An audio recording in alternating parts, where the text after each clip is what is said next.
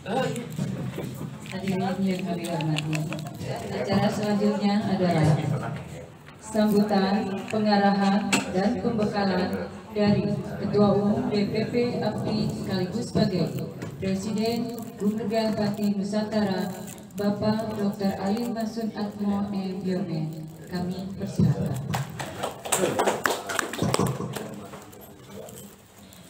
Bismillahirrahmanirrahim.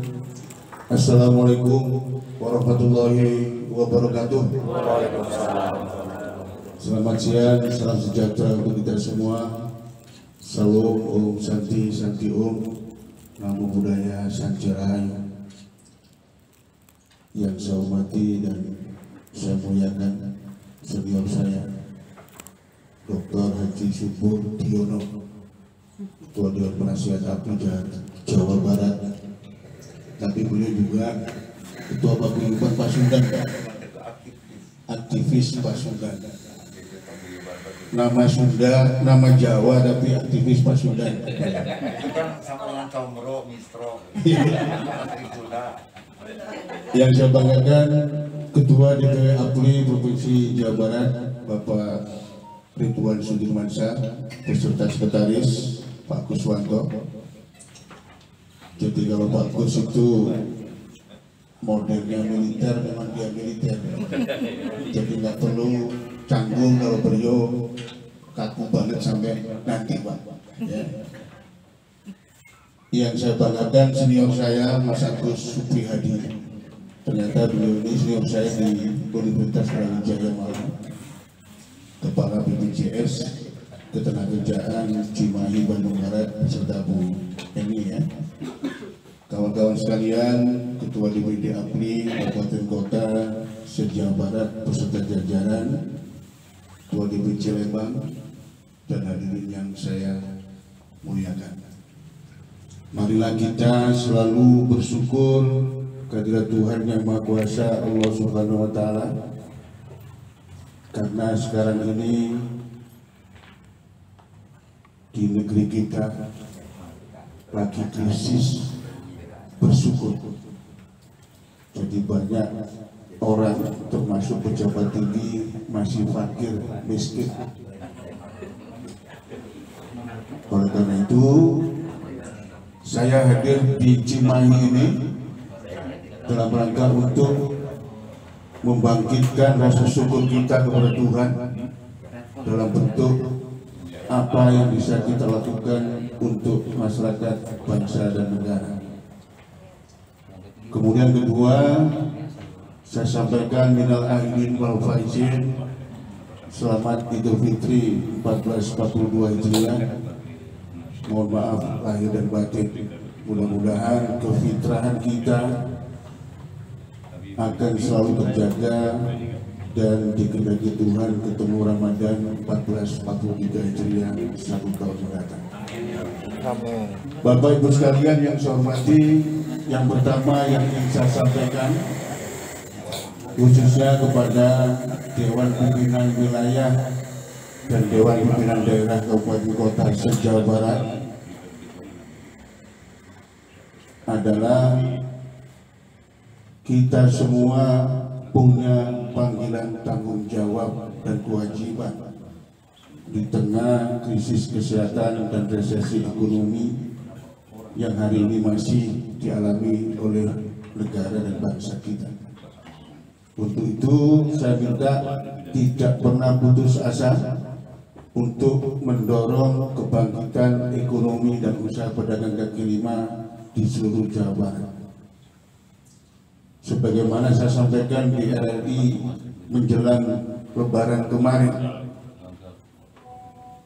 rakyat harus optimis, rakyat harus move on. Pelaku ekonomi rakyat di tengah keterbatasan, saya selalu minta untuk segera berdagang atau bekerja kembali. Karena negara kita ini bukan negara kaya raya, kapasitas pemerintah juga ada batasnya. Oleh karena itu saya minta seluruh jajaran APRI di Jawa Barat turun gunungnya diintensifkan, komunikasi dengan pemerintah ditingkatkan, dan kemitraan dengan pemangku kepentingan yang lain untuk kemajuan ekonomi dan usaha pedagang kaki lima. Hari ini Bu Indah, yang miskin di negeri ini lebih dari 100 juta, termasuk kawan-kawan pengurus DPD APRI menuju kemiskinan. Oleh karena itu, saya mengapresiasi Mas Agus, ya. Hari ini ada rencana kerjasama dengan Jamsostek. Dulu saya tanda tangani tahun 2011 dengan Direktur Utama senior saya Hotbonar Sinaga. Kemudian kedua, saya ingin menyampaikan kepada seluruh jajaran DPW dan DPD APRI se-Jawa Barat, 2022 kita memiliki perhelatan akbar Musyawarah Nasional APRI ke-6. Insya Allah bulan Juli 2022 di Mataram, Lombok, Nusa Tenggara Barat. Oleh karena itu, pada kesempatan yang mulia ini perlu saya sampaikan, mengingat adanya keterbatasan dampak pandemi COVID-19, kita diminta untuk selalu melaksanakan protokol kesehatan. Untuk itu, Pak Ketua, saya akan keliling untuk melakukan rapat pleno terbatas per pulau, kawasan pulau, dalam rangka untuk mencari jalan keluar terhadap penyempitan peserta musyawarah nasional.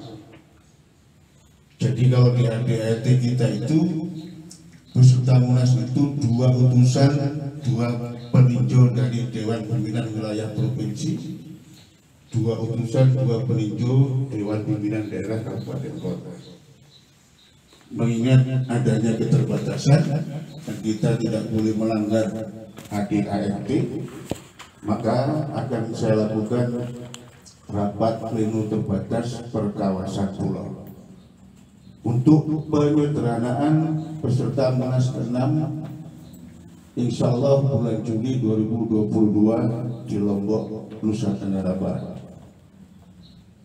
Ini perlu diketahui kawan-kawan, karena kalau kita sesuai dengan ADART, maka pesertanya sangat besar sekali, dan itu ada keterbatasan yang dibersyaratkan oleh pemerintah Provinsi Nusa Tenggara Barat. Kalau bahasa militernya ada kondisi force majeure. Oleh karena itu, insya Allah bulan Juli nanti ada rapat pleno terbatas Pulau Jawa dan Banusra, insya Allah diselenggarakan di Surabaya, Jawa Timur. Kemudian yang ketiga yang ingin saya sampaikan adalah kita memiliki agenda untuk terus mengawal usaha ekonomi pedagang kaki lima.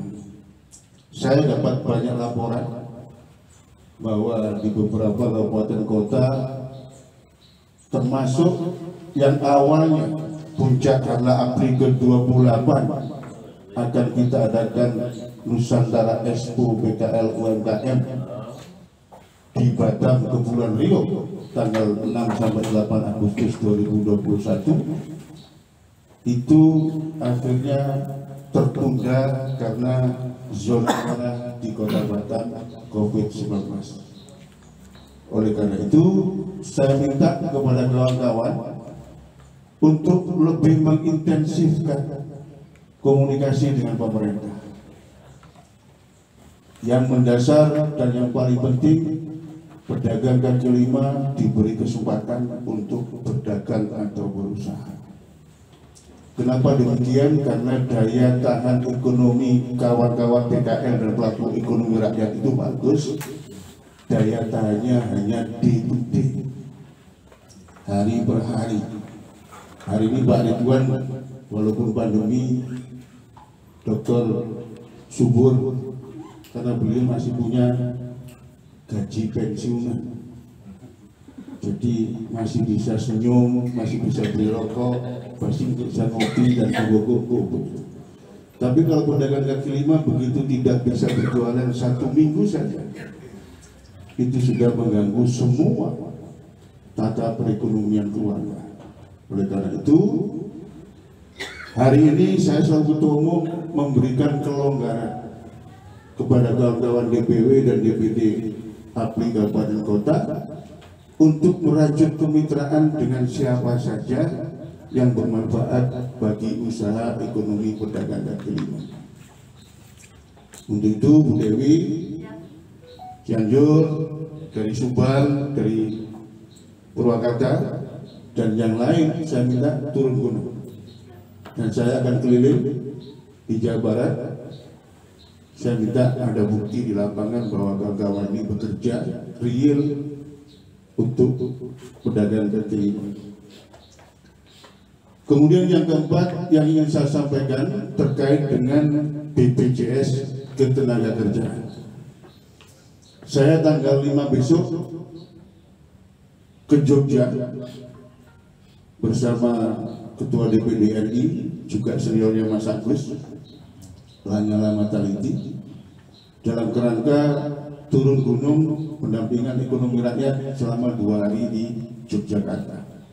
Kita lakukan hal yang sama, pedagang kaki lima, petani, nelayan, dan yang lainnya kita dampingi dari hulu sampai hilir. Insya Allah minggu depan sebelum ke Jogja saya ketemu Direktur Syariah Bank Danamon dalam rangka untuk mencari solusi memperluas akses permodalan. Tanggal 11 saya ke Jawa Timur, pencanangan 1000 nelayan terlindungi BPJS Ketenagakerjaan Pak Agus Supriyadi.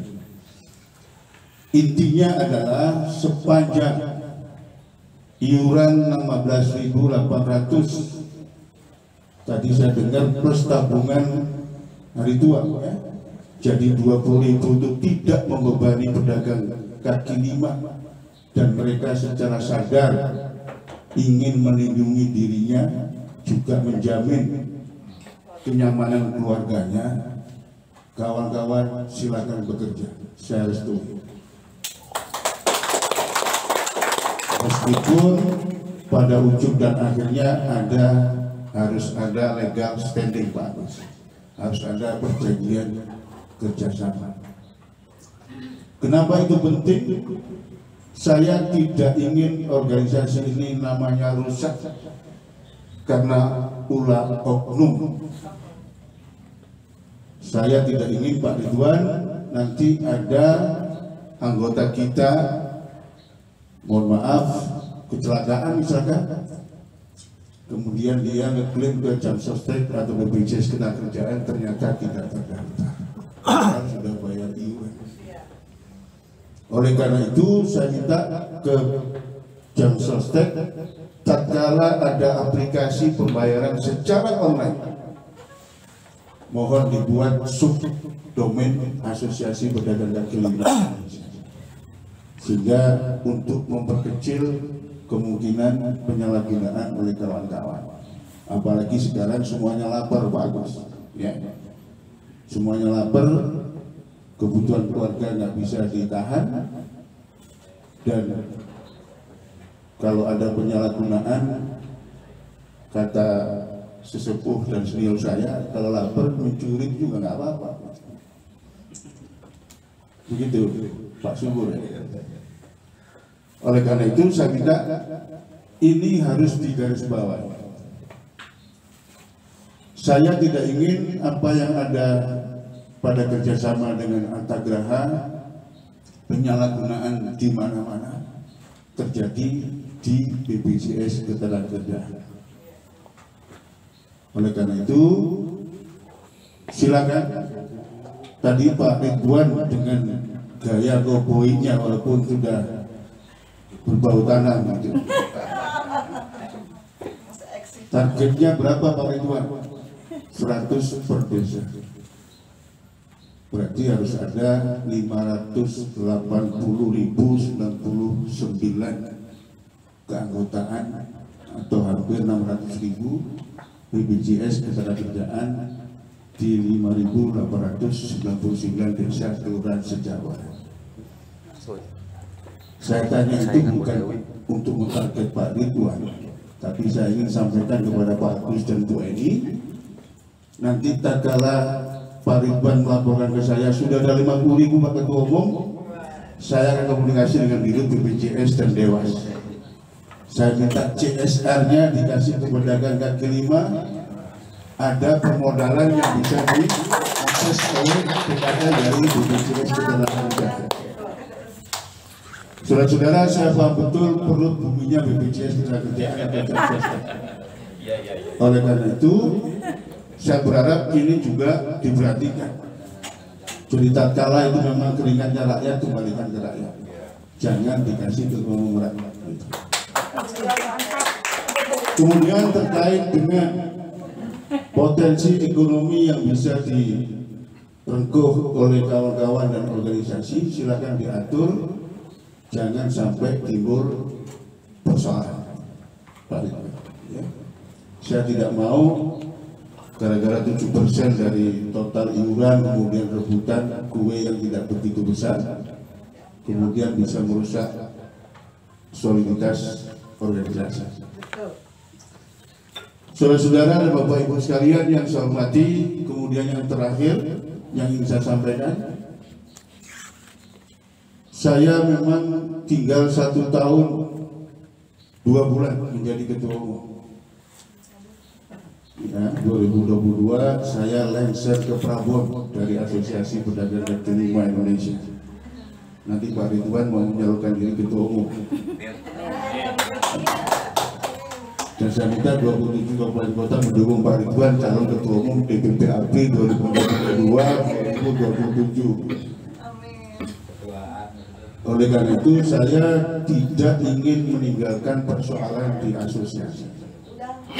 Oleh karena itu saya minta kepada Ketua DPW minggu depan ke Jakarta, kita evaluasi sejauh 27 kabupaten kota termasuk penyegaran Dewan Pimpinan Wilayah Provinsi Jawa Barat. Saya tidak mau hanya melihat wajahnya Pak Ridwan, Bu Neni sama Pak Kuswanto saja. Hari ini ada wajah baru, Dr. Subur. Ya.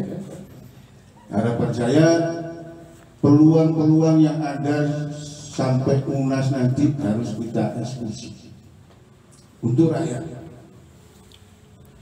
Kita boleh, tapi sebatas amil zakat.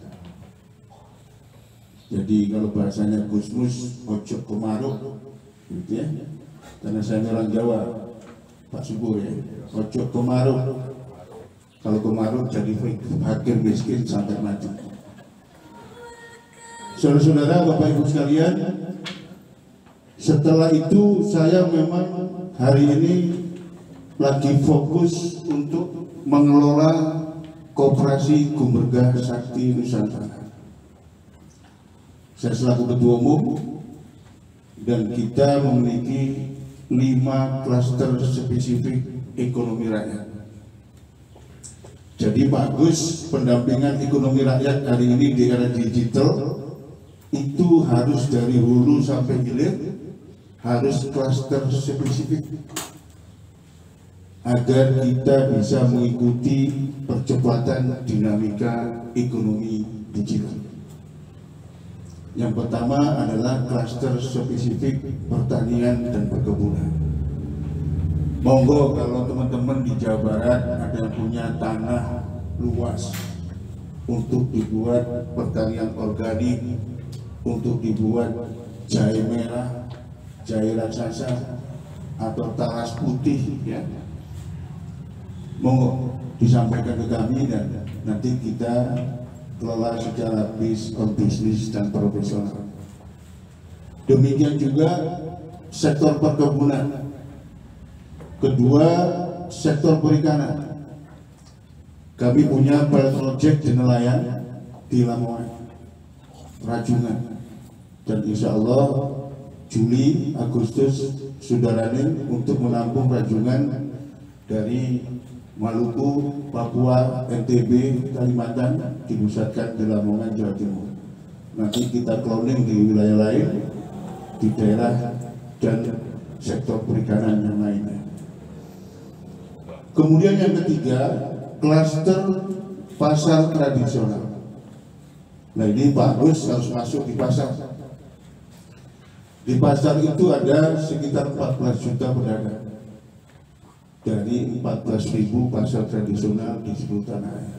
Saya minta kawan-kawan API juga segera mengidentifikasi, mendampingi pedagang pasar yang hari ini memang dampak daya beli rakyat yang menurun, omset mereka drop, dan itu harus dijadikan jalan keluar.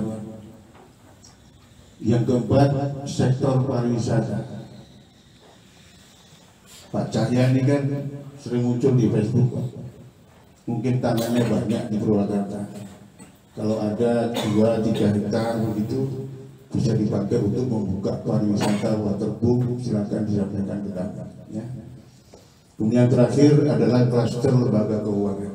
Insya Allah dalam waktu dekat kita ada penyediaan modal usaha dari Koperasi Kebergas Sakti Nusantara. Koperasi ini tipenya primer nasional, badan hukumnya cuma 1.